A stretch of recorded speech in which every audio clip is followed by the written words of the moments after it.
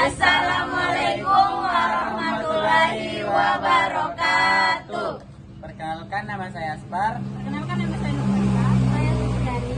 Saya Nuzulul Ilmi Awalia. Saya Simani Rohana. Saya Eka Juliana Putri. Saya Fajar. Saya Nur Asfira. Kami dari kelompok 3 akan mempresentasikan hasil kerja kelompok kami, yaitu tentang protein. Selamat menonton. 어쩜 이렇게 시간이 안 가는지 정말 버스 안에서 고잉 이불 속에서 고잉은 언제나 너에게 고잉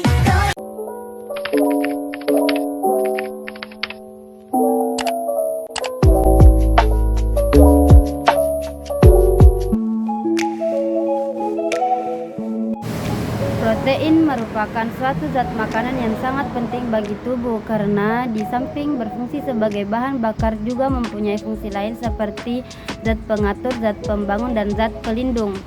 Protein merupakan bahan dasar protoplasma dan terdapat pada semua organisme hidup.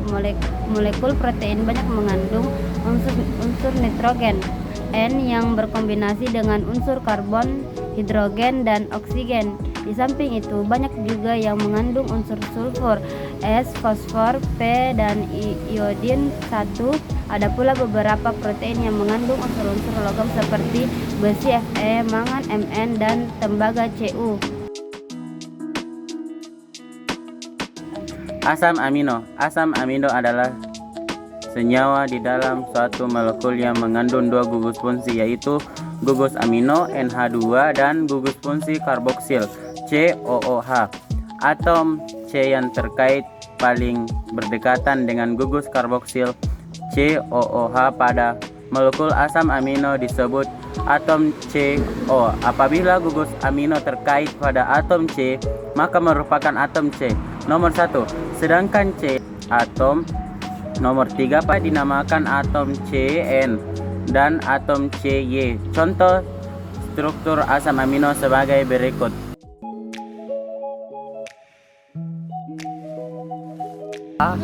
Suder, molekul asam amino mengandung gugus karboksil dalam kurung COA dan gugus amino Na2 sehingga asam amino bersifat netral. Jika jumlah gugus amino lebih banyak daripada gugus karboksil, maka asam amino bersifat basa. Jika gugus karboksil lebih banyak daripada gugus amino, maka asam amino bersifat asam. Dengan memiliki dua gugus yang bersifat asam dan basa, maka asam amino bersifat apoter. Jika sifat kebasaan asam amino lebih kuat dari sifat keasaman, maka akan terjadi proses netralisasi di dalam molekul asam amino sendiri. Di samping itu juga terjadi pembentukan kutub, terjadi tambah dan kutub kurang dalam satu molekulnya. Molekul asam amino memiliki dua jenis muatan yang disebut dengan Iom-Suder, mekanisme pembentukan dua kutub bipolar dalam satu molekul atau Iom-Suder adalah sebagai berikut. B. Variasi struktur asam amino dengan harga pH. Asam amino bermuatan positif atau negatif tergantung dari harga pH lingkungannya. Jika satu asam amino yang bermuatan positif direaksikan dengan basa, pH akan naik dan bermuatan positifnya akan berkurang hingga menjadi netral atau tidak bermuatan. Jika basa ditambahkan lagi, maka pH akan semakin naik dan asam amino akan bermuatan negatif. Molekul asam amino dalam keadaan tidak bermuatan atau netral dikatakan dalam keadaan isoelektrik. Harga pH di mana asam amino tidak bermuatan disebut titik isoelektrik. Asam amino dalam keadaan isoelektrik ini terjadi jika asam amino dalam bentuk Sweeter. C. Asam amino esensial dan non-esensial. Asam amino ada yang dapat disintetis atau dibuat oleh tubuh dan ada yang tidak dapat. Asam amino esensial adalah asam amino yang tidak dapat dibuat atau disintetis oleh tubuh. Asam amino tersebut sangat diperlukan untuk proses metabolisme dalam tubuh, baik untuk kesehatan ataupun pertumbuhan tubuh yang normal. Untuk maksud tersebut, maka perlu pengaturan bahan makanan atau diet protein yang mengandung asam amino esensial. Asam amino non esensial atau tidak esensial adalah asam amino yang dapat dibuat oleh tubuh itu sendiri. Jenis asam amino esensial dan non esensial disajikan pada tabel 6.5.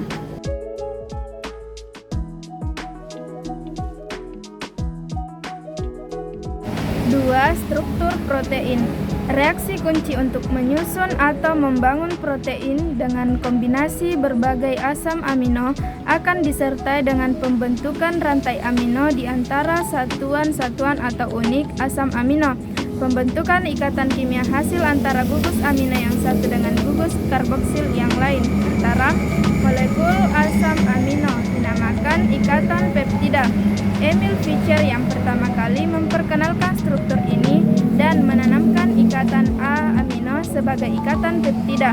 Kombinasi amino yang membentuk ikatan peptida terjadi melalui reaksi kondensasi. Reaksinya sebagai berikut. Pembentukan polipeptida atau protein. Apabila dua molekul asam tersebut berbeda, maka akan terbentuk isomer di peptida. Contohnya, kombinasi asam amino glisin dengan alanin. Protein memiliki massa molekul relatif yaitu mR. Contoh, kombinasi dari tripeptida yang disusun oleh asam amino glisin, satuannya G, alanin A, dan valin yaitu V adalah sebagai berikut.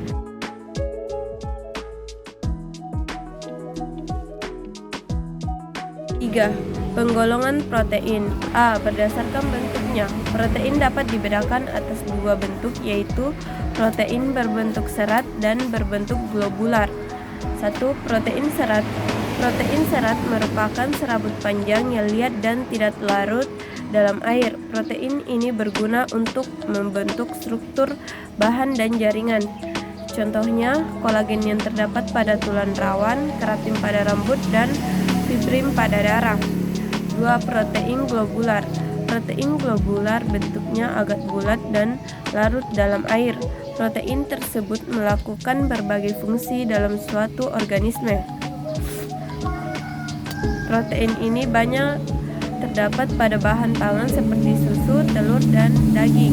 Berdasarkan fungsi biologisnya. Berdasarkan fungsi biologis atau biokimia, protein dapat dibedakan atas 7 kelompok, yaitu seperti pada tabel 6.7.